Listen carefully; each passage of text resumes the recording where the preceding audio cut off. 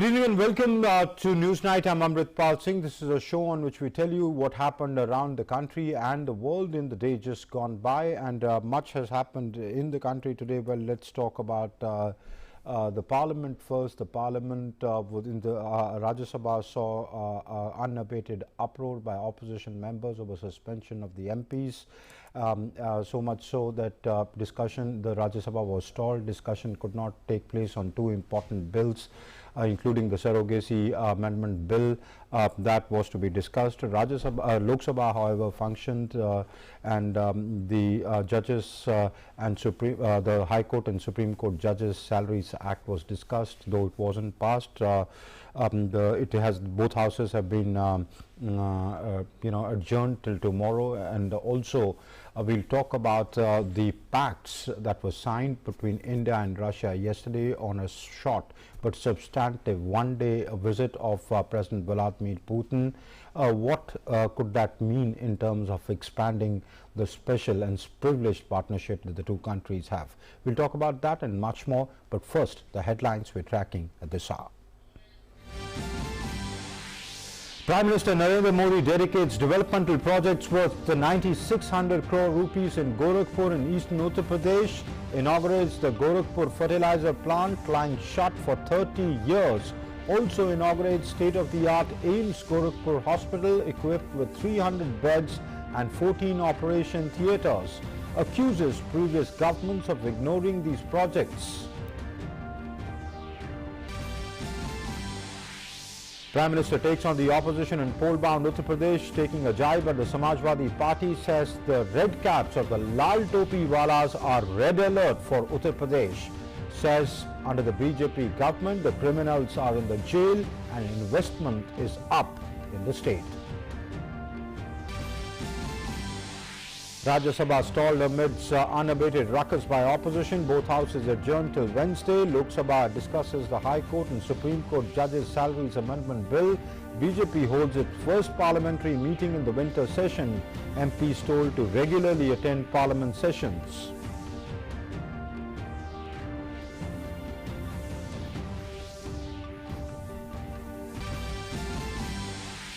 Prime Minister Modi to inaugurate the Kashi Vishwanath Dham corridor in Varanasi on the 13th of December. Program to be telecast live at 51,000 places across the country.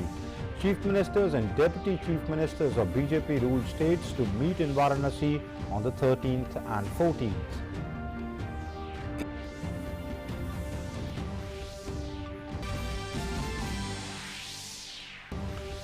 US government officials to boycott the 2022 Winter Olympics in Beijing. US terms China's human rights atrocities as reason for the diplomatic step. Beijing threatens unspecified resolute countermeasures against any such move as relations nosedive further between the two nations. Angry reactions from all over the world after Myanmar President Win Mint and State Councillor Aung San Suu Kyi given a 2-year prison sentence on seemingly frivolous charges of incitement and breaking COVID-19 rules. US calls it an affront to democracy. UN condemns the sham trial and calls for Suu Kyi's immediate release. Protests erupt in Myanmar. And across the globe, Christmas lights sparkle as cities gear up for festive season with mesmerizing decorations. London, Milan, Tokyo and other cities begin preparations for the mega festival. Christmas trees are up and the stalls are open in many cities as people anxiously wait for the biggest festival of 2022. Well, those are the headlines, and now the news in detail. Prime Minister Narendra Modi dedicated the developmental projects worth over 9,600 crore rupees in Uttar Pradesh's Gorakhpur on Tuesday. He inaugurated a fertilizer plant, fully functional complex of Yemens Gorakhpur, and a new building of the ICMR Regional Medical Research Center there. Prime Minister said that these projects will bring a wave of economic development in eastern Uttar Pradesh, reflecting a new India.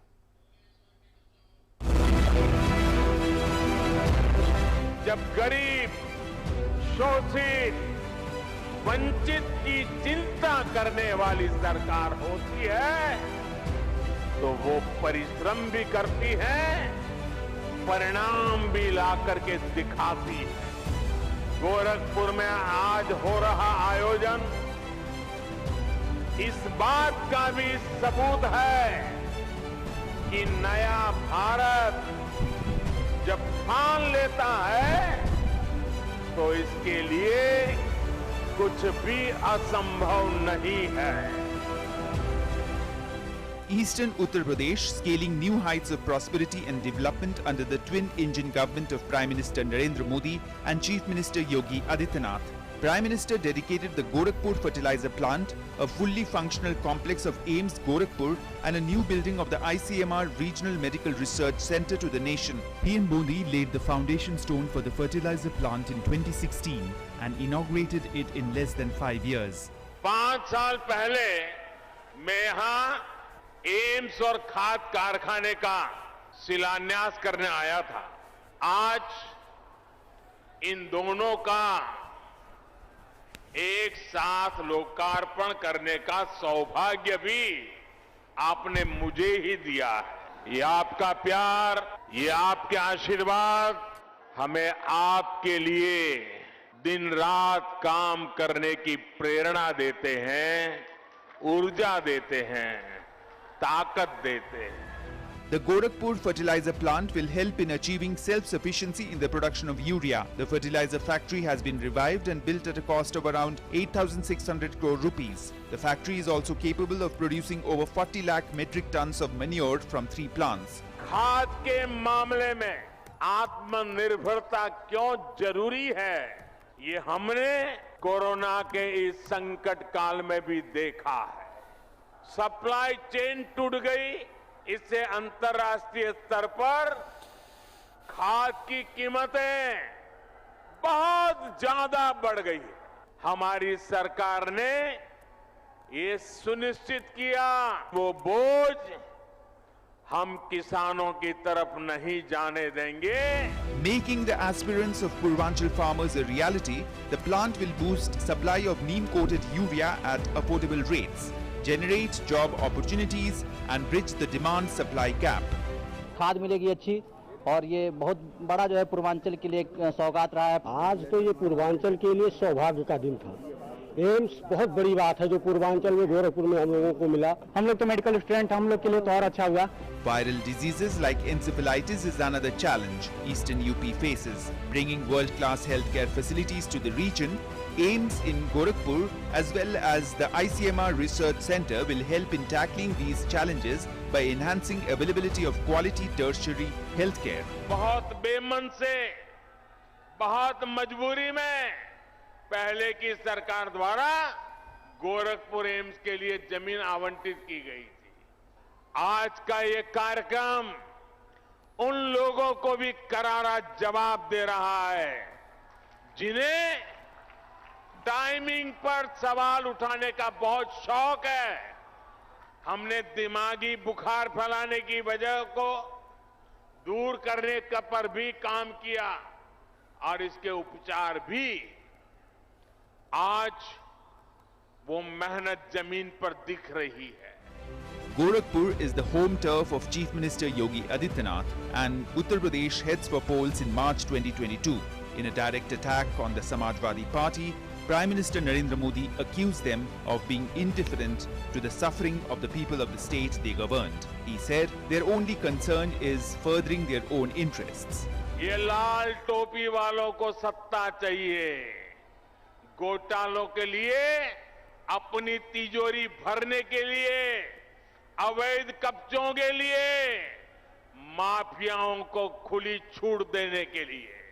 लाल टोपी वाले UP के लिए red alert है, red alert. Projects worth over 9,600 crore rupees will not only drive economic development in Uttar Pradesh, but will also ensure the fulfillment of PM Modi's vision of self-reliant India. With Ajay Vikram Singh, Bureau Report, DD India. And India and Russia are in 28 agreements and memoranda of understanding, including the pact to manufacture AK-203 rifles in India. The agreements were signed after high-level meetings between Indian and Russian defense and foreign ministers, capped by a summit meeting between the visiting Russian President Vladimir Putin and Prime Minister Narendra Modi on Monday.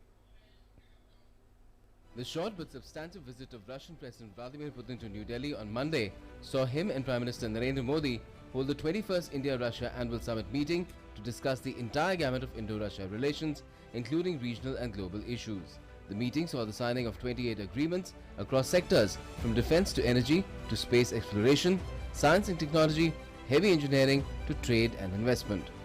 9 of the agreements were government-to-government pacts, while 19 others were commercial agreements in an array of sectors. A record number of 28 agreements or MOUs were concluded during this visit. These agreements were both government to government as well as business to business, including involving our public sector units in both countries. The agreements cover a very wide range of sectors, including trade, energy, culture, intellectual property, accountancy, cyber attacks in the banking sector, manpower, geological exploration, survey, education, etc. India and Russia have also signed a program of cooperation in the field of defense for the next 10 years, 2021 to 2031. Among the deals, the two sides agreed to extend the agreement on program of the military technical cooperation from 2021 to 2031. The long-awaited AK-203 assault rifles deal was inked at the end of bilateral talks between Defense Minister Rajnath Singh and his Russian counterpart Sergei Shoigu, paving the way for the production of over 6 lakh rifles in Amethi in Uttar Pradesh. The other agreements signed include Roadmap for Science, Technology and Innovation Cooperation, Memorandum of Cooperation in the field of intellectual property, MOU for cooperation in earth sciences and geological study of subsoil and cooperation in geological onshore and offshore exploration works, technology protection due to cooperation in research and use of outer space for peaceful purposes and building and operation of launch vehicles and ground-based space infrastructure, Memorandum of Cooperation in research, technological and strategic work in metallurgical technologies, cooperation in fields of trade, cybersecurity, culture, education, students exchange, academic research, oil and gas, power, sports, merchant shipping, blue economy, manpower supplies and consular affairs. Prime Minister Modi also discussed the issue of long-term sourcing of fertilizers and coking coal by flagging Indian interest in supply of skilled manpower and petroleum projects with the Russian president. Russia showed interest in investing under the production-linked scheme in 13 sectors, including shipbuilding and organic fertilizers. The two sides also discussed enhanced sourcing of Russian crude oil on long-term contracts, strengthening LNG imports to India, and the possible utilization of the Northern Sea route for energy supplies. The joint statement issued after the meeting welcomed the signing of a new long-term defense program, mentioning the need to upgrade defense cooperation in keeping with the Indian requirement of co-development and production of defense systems under Make in India. With Amritpal Singh in New Delhi, Newsnight Desk, DD India. And that brings us to our In Focus tonight. Our In Focus tonight is India-Russia ties expanding strategic partnership. Yes, India-Russia expanding strategic partnership. And to talk about that, I'm joined by Meera Shankar, former Indian ambassador to the United States, and also Nandan Unnikrishnan, distinguished fellow at the ORF. First to you, Mr. Unnikrishnan. The wide array of pacts signed, 28 pacts were signed yesterday between the two sides.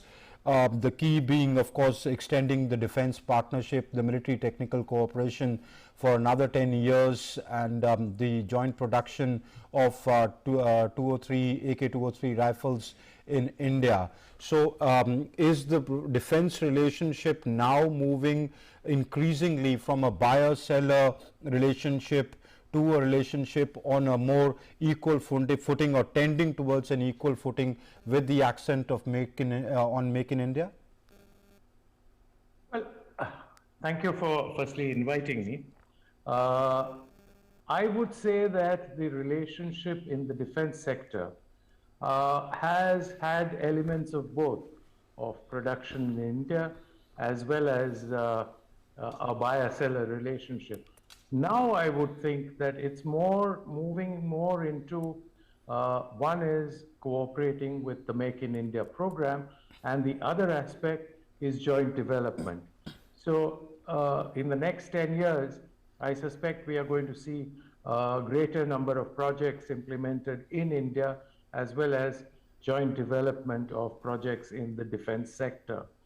But personally, I would say that the most, I know that for the press, this is the most important aspect, but personally to me, I think the fact that the two leaders have decided to re-energize the economic relationships and the various pacts that they have signed in that regard is far, far more important.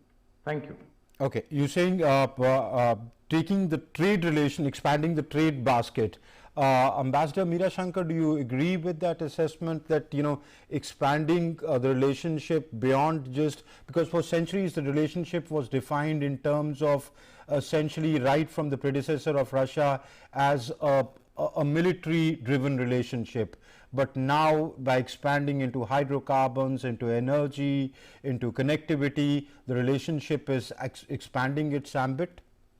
I think there's need to broad base the relationship. I think with the former Soviet Union, our trade was fairly robust, but it was dependent on the rupee-ruble trade arrangement. And once that collapsed, I think trade had to be refashioned, the economic relationship had to be refashioned, and it hasn't been as robust as it could be. This year, trade has grown.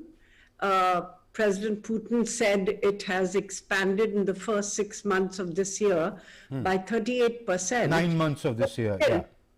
But still, in the first 6 months of last year, by 38%. And still, of course, it's way off the target that both sides had set for themselves. It's pretty low and not something we should be satisfied with. We set a new target.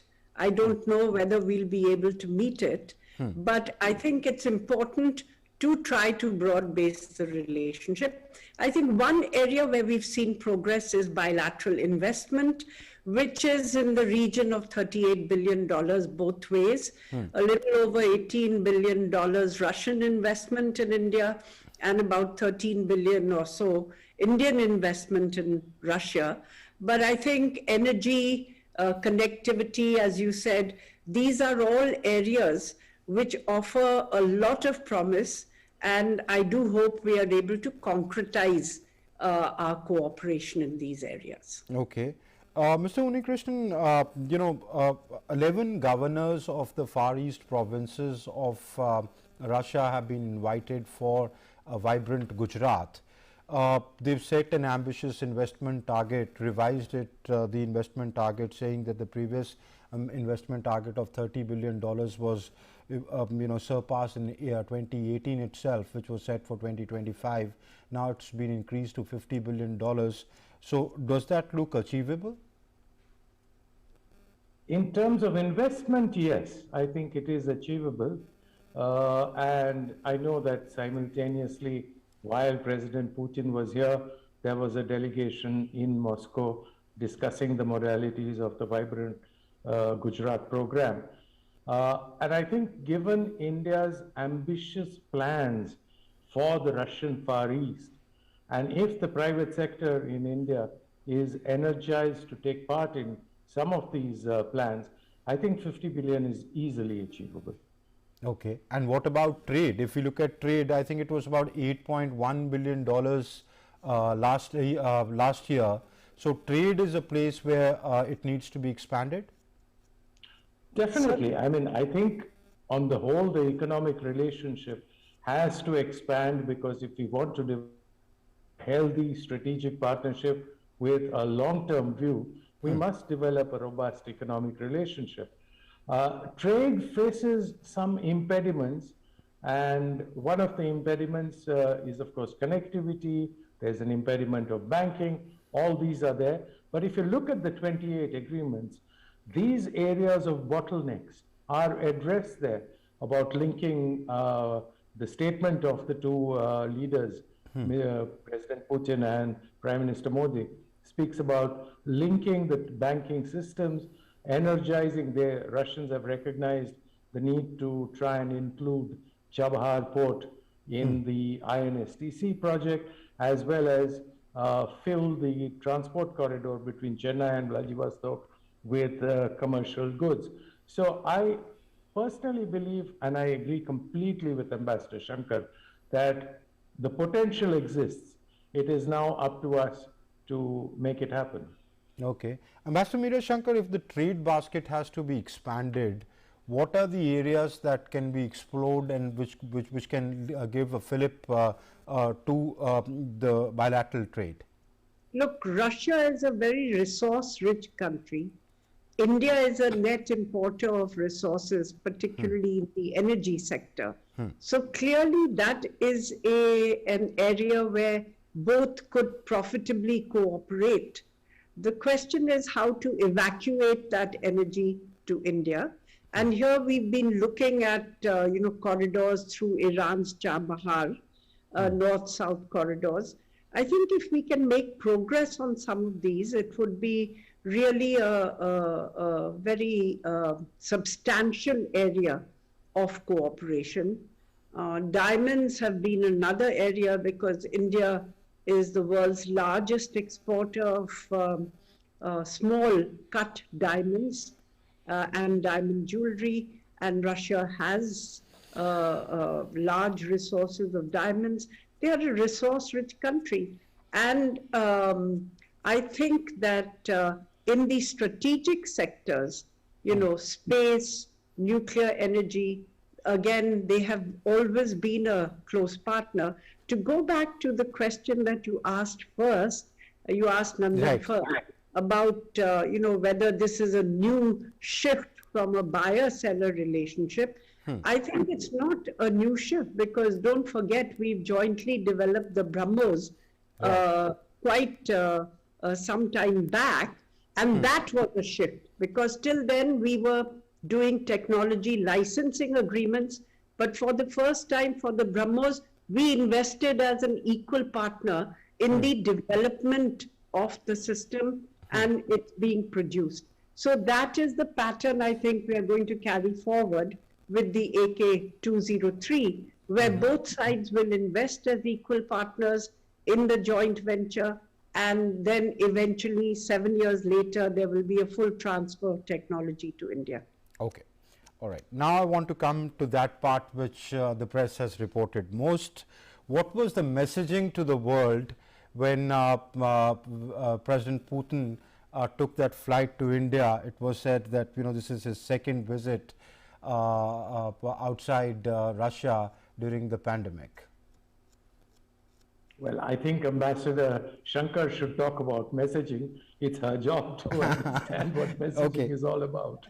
Well, I think the messaging is very important. It's showing the significance that Russia attaches to the relationship with India, and in a sense conveying that the Indo-Russian relationship is back on track, because for some time there's been a little wavering in terms of the degree of solidity of the relationship, and some divergences, particularly in the region, over Afghanistan and Russia's ties with Pakistan and, of course, with China. IndoPacific. Russia has had concerns about India's relationship with the US. And of course, the question is that both countries are trying to navigate in a very fluid international situation. And I think there has to be a greater understanding that neither side can foreclose options or other options, but at the same time, this is an important relationship which will be given due weight by both sides. Okay. But Nandan Unnikrishnan, the remarks that Sergei Lavrov made yesterday about the Indo-Pacific, saying, well, those activities we know of, and they are non-inclusive. So they were rather critical remarks. We are not, India and Russia are not on the same page. It's very clear when it comes to the Indo-Pacific. Actually, I quite disagree with you on that. Okay. Okay. I think if you read the joint statement of Prime Minister Modi and President Putin, you will find in the latter part of the statement a reference to the security architecture in the area, particularly maritime. And you will find that the Russians have actually signed on almost entirely onto the Indian understanding of the Indo-Pacific, including ASEAN centrality. The only thing that is a minor difference, or rather not included in the statement, I don't even know if it's a difference, are the words of rule-based order. Everything else is the Indian vision of the Indo-Pacific. Also, I understand Lavrov is the foreign minister. He has a particular job, and there is a particular signaling that he has to do. Would I listen to President Putin more than I listen to Lavrov? Definitely not. How would be Washington looking at this meeting? Well, I hope that they learn to live with the fact that these relationships are not necessarily exclusive, and that on the S-400 deal, they do understand that Russia is a long-standing defense partner of India, that 60% of Indian defense equipment is still of Russian origin, and that India will choose what suits it at any particular point of time. And that actually it is in US interest to help India strengthen its security preparedness in the face of the border tensions that we are facing from China right now, and also if we are to be a suitable counterweight to China, if you will. So it is in the US interest to take a more long-term view of the Indo-Russia military relationship, because this is something which for India is a matter of our security. Absolutely. That is true, but the Americans clearly wouldn't want us to buy more weapons or weapon systems from who they perceive as their adversary. Well, I'm completely out of time. Ambassador Meera Shankar, Nandan Unikrishnan, many thanks for joining us tonight and sharing your perspectives with us. Thank you. And moving on, the BJP held its parliamentary party at the Dr. Ambedkar International Centre in New Delhi on Tuesday. The meeting took place outside the Parliament House complex as repair works are going on in the auditorium. In the Parliament, the opposition continued to create ruckus over suspension of 12 members of Parliament. Parliamentary Affairs Minister said that the suspension will be revoked or may be revoked if the members apologize. The Bharatiya Janata Party held its parliamentary party meeting at Dr. Ambedkar International Centre on Tuesday. The meeting took place outside Parliament House complex as repair works are ongoing in the auditorium where all party MPs meet. Amid repeated adjournments by opposition parties over suspension of 12 members of Parliament, the Parliamentary Affairs Minister said that the suspension may be revoked if the members apologise. Yeah, he has given a call. एक तो संसद खेल स्पर्धा सभी अपने अपने क्षेत्र में जो अभी खेल का माहौल भी the sports atmosphere in the country ये बहुत अच्छे बन रहे हैं। संसद तंदुरुस्त बाल स्पर्धा ये भी आयोजन करने के लिए माननीय प्रधानमंत्री जी ने हम सबको आह्वान किया है। पोषण अभियान जो सरकार चला रहे हैं उसके साथ ही साथ इस कार्यक्रम से पोषण अभियान में स्वयं संसद भाग लेना चाहिए और लोगों को इन्वॉल्व करना चाहिए, भागीदारी करना चाहिए। However, the ruckus by opposition members continued unabated in the upper house on Tuesday also. House witnessed stormy scenes when the Assisted Reproductive Technology Regulation Bill 2021 and the Surrogacy Regulation Bill 2020 were being discussed. Select committee ने भी बहुत महत्वपूर्ण सुझाव दिए हैं। ये सुझाव भी हम यहाँ लेके आए हैं और ये सुझाव भी इसमें से कई सुझाव हमने मान भी लिया है और फिर ये बिल सर्वोपरि बिल आज डिस्कशन में ले रहे हैं। However, the discussion could not be completed as pandemonium prevailed and the proceedings had to be adjourned for the day. In the lower house, Union Minister Anurag Singh Thakur answered a question on the upcoming National Sports University in Imphal. माननीय प्रधानमंत्री जी ने north east की ओर जब पहले ये कहा था कि पूर्व की सरकारों में लुक ईस्ट की बात चलती थी, हमने एक्ट ईस्ट की बात की है और नेशनल स्पोर्ट्स यूनिवर्सिटी 550 करोड़ रुपए की लागत से वहां बनाने के लिए नींव पत्थर भी रखा। मणिपुर के इम्फाल में ये नेशनल स्पोर्ट्स यूनिवर्सिटी बनने जा रही है और कोविड के कारण जो पिछले कुछ दिनों में कमी आई है, लेकिन आप देखेंगे इसमें प्रगति बहुत तेजी से होगी और देश को अपनी नेशनल स्पोर्ट्स यूनिवर्सिटी मिलेगी। Parliament Team, DD India. And all arrangements are in place for the inauguration of the Kashi Vishwanath corridor in Varanasi by Prime Minister Narendra Modi on the 13th of December or coming Monday. The foundation stone of the temple's corridor was laid in March 2019. The corridor in Varanasi will connect the Kashi Vishwanath temple with the Ganga river. More in this report.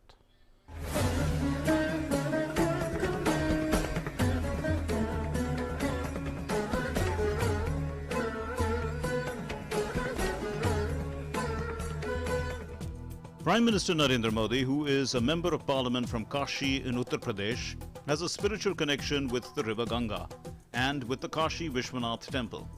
Ever since he became the MP from the constituency, he has taken up the task of renovation and beautification of Kashi Vishwanath Dham. The Kashi Vishwanath temple and its surrounding areas have not been renovated for many years. The work of renovation and beautification of Kashi Vishwanath Dham started after Prime Minister took the initiative. It will be inaugurated by the Prime Minister on December 13. 13 दिसंबर को काशी विश्वनाथ धाम का लोकार्पण का कार्यक्रम प्रधानमंत्री श्री नरेंद्र मोदी जी के हाथों से काशी में होगा और देश भर से लगभग 3000 अलग-अलग मठों से, अलग-अलग संस्थानों से धर्माचार्य, महात्मा, संत, महापुरुष, कलाकार, गणमाननीय उसमें शामिल होंगे। Kashi Vishwanath temple has been renovated as per the vision of Prime Minister Narendra Modi. The actual shape and design of the temple has not been tampered with. BJP President JP Nadda plans that this program should not be limited to Kashi only. Rather, it has to reach every nook and corner of the country. To achieve this objective, the program will be broadcast live at 51,000 locations in the country.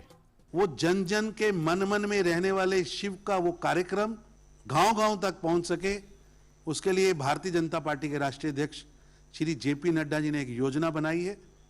उस योजना के तहत देश के 51,000 स्थानों पर वो कार्यक्रम सीधा लाइव दिखाया जाएगा। Each day there will be a festival in Kashi from 13th December till Makar Sankranti on the 14th of January.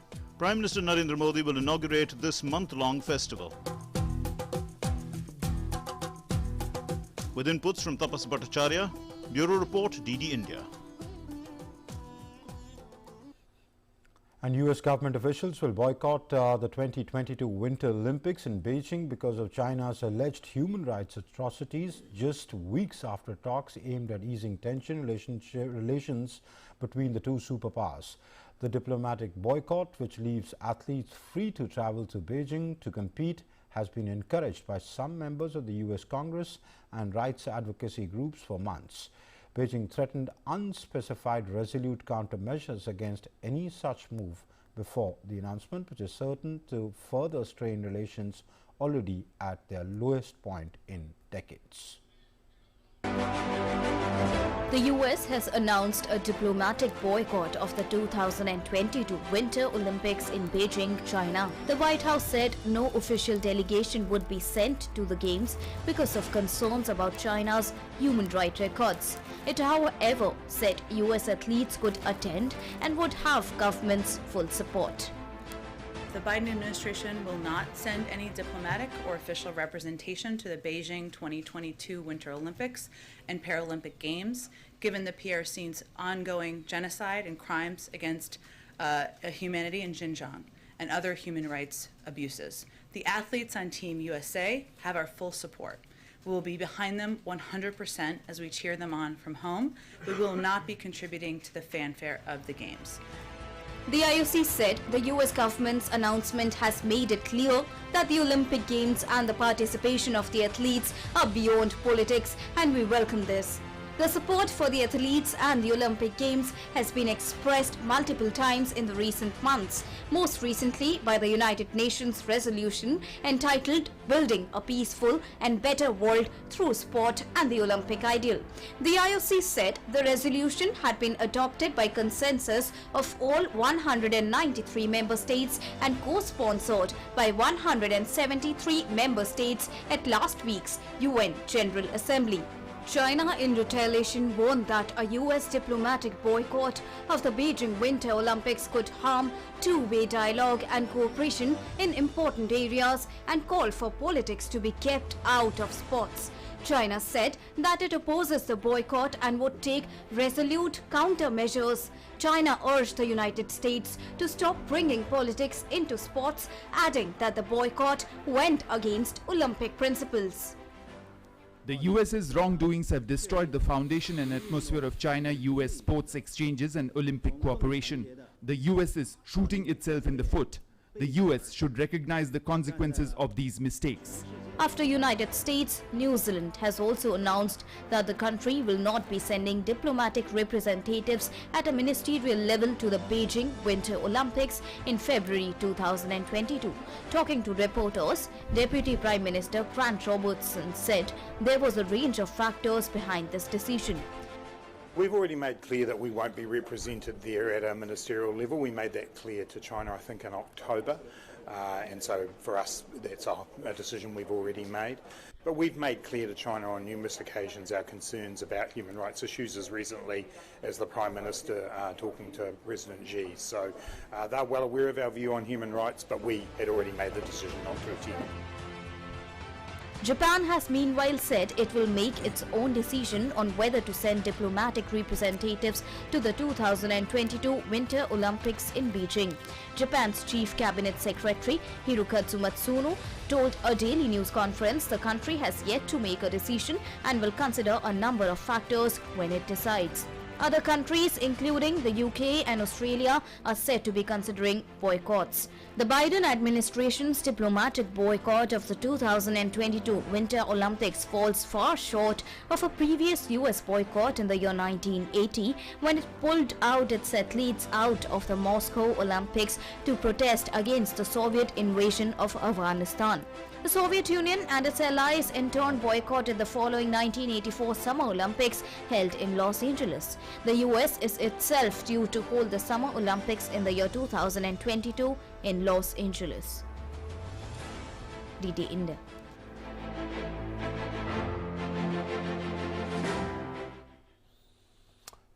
Well, we don't know yet what kind of countermeasures that China would take, that it's threatened, but it clearly has led to a war of words between the two countries, or the two giants. And to discuss that, I have with me Vishnu Prakash, a former senior diplomat. Thank you, sir, for joining us on the show tonight. Sir, how does it augur before that high-stakes call between President Putin and President Putin and U.S. President Biden? This diplomatic boycott announcement by the U.S. and China threatening countermeasures? Good evening. Frankly, what choice does the world have? What choice? Look at the behavior of China. They are Russia, you mean? Russia. Sorry? You mean yes, please go ahead, yes. We are talking of the boycott, of the Chinese boycott, yes. Right. So look at the behavior of China, especially under President Xi Jinping. China is becoming more aggressive, more regressive, and more expansionist. They are violating international norms, rule of law. They are bullying everybody. They are threatening everybody. Now there is a lot of talk about the push back against China. Nobody wants conflict. countries are wary of economic measures. They say, okay, their business interests get hurt. But then at least boycott or do not attend a party that they're throwing, because Olympics for China or Games for China is nothing to do with, or little to do with games, more to do with showing their money power, their soft power. And just as 2008 was China's 2008 Olympics was China's coming out party, to be honest, 2022 Winter Olympics is Emperor Xi Jinping's enthronement party. So how does the world express its displeasure that China cannot have its ways, cannot violate international norms, has to be a member of the Committee of Nations? So it is a small step, but I think it is a step which should have been taken long time ago, because there has to be some pushback against China. And let's be very clear, everything entails a cost. Nothing is cost-free. Okay. But Ambassador, I mean, let me ask you this, because you've been a career diplomat. This happens in the India-Pakistan context also. Sports enthusiasts would say, why does sports always have to be a collateral of the geopolitical rivalry or the adversarial relationship that countries may have? Because you cannot divest sports from reality. Now, I for one was of the opinion, and this is a personal opinion, that India should not play cricket with Pakistan. Why? Because we say terror and talks cannot go together. Indian interests are being hurt. There are insurgents are being, or extremists are being pushed into Kashmir. People are getting killed. And then we say that no, but cricket is above politics. How can cricket be above politics? How can sports be above politics? In today's world, everything is intermixed. Everything has an impact. You know, the Winter Olympics is going to be a Chinese spectacle meant to dazzle. It has got very little to do with politics. Very little to do with sports. With sports. So, and you know, there is, somebody has to, you have to start somewhere. You cannot say, you know, we will not have a political, we will not snap diplomatic relations because there are diplomatic political ramifications. We do not want to reduce trade because economic interests hurt. Then my question to myself is that if I am invited by somebody for a dinner or a meal who has been generally discourteous to me, has generally been throwing around his weight, do I need to do that? I mean, for me it is pure logic. So you're saying sports is located within the larger context of the behavior of countries. But then the question arises, Ambassador, that does it lead to, say, if the Americans boycott this, will China stop doing what it's doing, or has Pakistan stopped doing what it does if India hasn't played cricket with them? Let me put it the other way. If you do not at least express your displeasure. Now, even let's take the case of Pakistan. If Pakistan continues to foment terror and we continue to have business as usual with Pakistan, so how do you send the message? Yeah. How will it even make a modicum of have a modicum of effect? It will not. Now, if the world, I for one believe that what has been announced by the US is a half measure, and I'm not just pointing to the US. I think US has taken a good initiative. I believe for one that other countries should join the boycott. Now, this will certainly have an impact on the China, because for them face is very important. For them it is constant projection of their strength, their ability, their grandeur. True. So if they lay out the table and the guests don't show up, obviously it is an embarrassment. So that is the least that should be done in my view. And but this is a personal view. Okay. We'll have to see where this goes. Ambassador Vishnu Prakash, that's all the time we have on the show tonight. Thank you very much for joining us. It's a pleasure always to talk to you. Thank you. Thank you. My pleasure. Bye-bye. Bye. And moving on, Union Steel Minister RCP Singh, in an exclusive chat with DD India, said that production and consumption of steel has reached pre-COVID levels. Minister praised the public sector steel majors' sale for reduction in borrowings and strong balance sheet. Our senior correspondent Ajay Mishra gets us this exclusive. Let's listen in. Infrastructure development is the core focus of the government, and steel sector contributes major portion towards this national building. We have with us very special guest, the Union Steel Minister, Mr. Ramchandra Prasad Singh, to talk exclusively to DD News. Sir, thank you very much. Sir, as far as this sector is concerned, what is the current status of production and consumption in the country? See, this sector is doing extremely well as far as production is concerned. If you take the figure of November production, we have achieved the highest ever production in steel.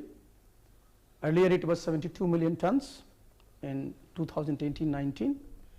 Right now it is 78 million tons. And I think, sir, this national infrastructure pipeline and Gati Shakti is going to have a more demand from the steel side when in the future. What do you see? Gati Shakti is all infrastructural projects, and all infrastructural projects, they require steel, and they require all kinds of steel.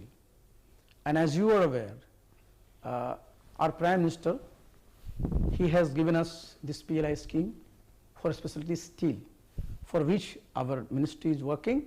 We have already conducted seminar, and everything has been tied up. So what are the strategies for the import substitution, sir? Because that's very important for this area, and in order to become the Atmanirbhar in the steel sector, we need to reduce the dependence on the import. In a steel sector, basically, we make two kinds of imports. One is this specialty steel, and the other is we import coking coal for our production of, you see, steel, for diversifying our destination, coal destination. Right now we used to get most of the coking coal from Australia. So we have signed MOU with Russia for importing coking coal, and very few days back Mongolian delegation was here. We will also be, we are also having discussion to import coal from Mongolia. So we will have more diverse sources, and we will have more diverse sources, definitely we will get better price. Right, so thank you very much, sir. So import substitution and the Atmanirbhar Bharat or Make in India is going to be the core focus as far as the steel sector is concerned. With camera person Kumar Datta, Ajay Mishra, DD News, New Delhi.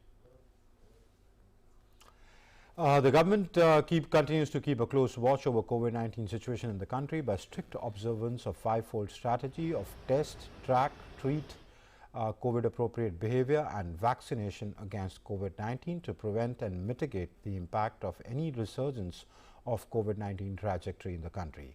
The centre has also established an Indian SARS-CoV-2 Genomic Surveillance Consortium, or the INSACOG, for genomic sequencing and tracking the evolution of the variant strains of SARS-CoV-2. The Department of Biotechnology is supporting the implementation of the two key programs, the National Biopharma Mission and the INSEPI mission, which have enabled the strengthening of the national vaccine development ecosystem so as to effectively respond to pandemics. Further, more mission COVID Suraksha, the Indian COVID-19 vaccine development mission, was launched as part of the third stimulus package, Atman Bharat 3.0, for promotion of research and development of India manufactured COVID-19 vaccines. Support is being provided to states and union territories to enhance preparedness and response capacities against COVID-19 and other public health emergencies. Various initiatives have been taken by the government to provide technical guidance and further strengthen health infrastructure availability of essential logistics, including drugs and medical oxygen supply, to manage COVID-19. The World Health Organization's top Europe official said on Tuesday that mandatory vaccinations against the coronavirus are an absolute last resort. WHO ex-Europe Director Hans Klug added that public confidence and trust in authorities needed to be considered. Mandates around vaccination are an absolute last resort and only applicable when all other feasible options to improve vaccination uptake have been exhausted. The effect that mandating vaccination could have on public confidence and public trust, as well as vaccination uptake, must be considered. All right, let's talk about the America-Russia tensions. CIA Director William Burns told the Wall Street Journal CEO conference on Monday that, and I quote him, that we don't know that Putin has made up his mind to use force, unquote, in Ukraine, adding, but what we do know is that he is putting Russian military, the Russian security forces, where they could act in a pretty sweeping way. We don't know that Putin has made up his mind to use force, but what we do know is that he's putting the Russian military, the Russian security services in a place where they could act in a pretty sweeping way. You know, Ukraine is an issue that he's made no secret in public over the course of recent years of the significance that he and much of the Russian elite attach to their view that they ought to have significant influence over Ukraine's choices. Our view as a policy matter is obviously to, continue unwavering support for Ukraine's territorial integrity, sovereignty, and independence. But I would never underestimate President Putin's risk appetite on Ukraine. And Burns also weighed in on China and Taiwan and said that the recent talks about Iran's nuclear program were not at all encouraging. The goal is clear, and President Xi has not been shy about expressing this, and I think the pattern of provocative Chinese military actions that we've seen near Taiwan over the course of recent weeks and months simply reflects that determination to eventually restore Chinese or to establish Chinese control over Taiwan, much as the Chinese leadership have established control over Hong Kong. Now, that does not necessarily mean that, the Chinese leadership is contemplating the use of force in the next couple of years in the short term. Doesn't necessarily mean that, but I think it's a mistake to underestimate, again, President Xi's determination. The death toll from the eruption of Indonesia's Mount Semeru volcano rose to 34 on Tuesday, and as aid was rushed to the affected region. The mountain on the island of Java had thundered to life on Saturday, ejecting volcanic ash high into the sky and raining hot mud on villages as thousands panicked and fled their homes. The disaster swallowed entire homes and vehicles, blanketing villages such as Kobokan in grey ash and leaving residents terrified of returning home. Rescuers have been battling dangerous conditions since the deadly weekend eruption, searching for survivors and bodies in the volcanic debris, wrecked buildings and destroyed vehicles.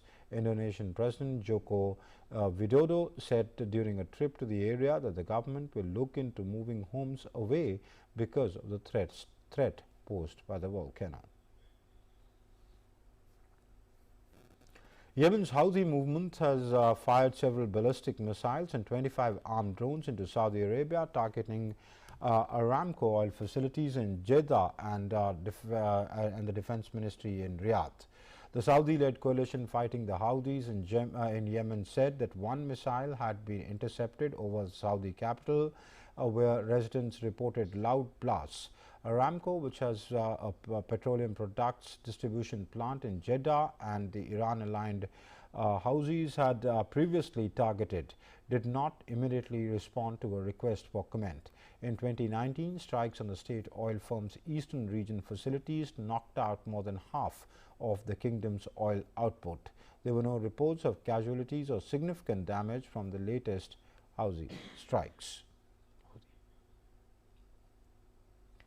An indestructible black box will be built in 2022 to hold the world accountable for the Earth's future by recording humanity's handling of climate change crisis. The Earth's black box will be a self-powered data storage device to be built in the remote west coast of Tasmania and was first conceptualized by a creative agency in Australia. Not only will the box provide the world with the wealth of data on climate change situation, The information records will help hold leaders accountable and leave lessons for future generations. The project comes after UN climate talks in Glasgow ended in November with a deal that kept alive hopes of capping global warming at 1.5 degrees Celsius. The 10-meter-long steel monolith has been designed to withstand natural disasters and will be powered by solar and thermal energy. The device, which will be connected to the internet, will use an algorithm to regularly scrape data relating to climate change and will be filled with storage drives containing climate change related data such as average temperatures and global energy consumption. In a tragic incident, at least 38 inmates were killed and dozens more injured in a fire on Tuesday at the main prison in Burundi's capital, Gitega. The fire broke out in the prison where at least 1,000 prisoners are kept. Staffers from the local office of the Red Cross and firefighters immediately arrived at the scene. Burundi's vice president did not say what might have caused the Gitega prison blaze. Two local residents said that the fire broke out before dawn. Many of those who died were elderly prisoners. And that's all the time we have for today in Newsnight. But before we say goodbye, we leave you with images of Christmas preparations with all the dazzling lights from across the world.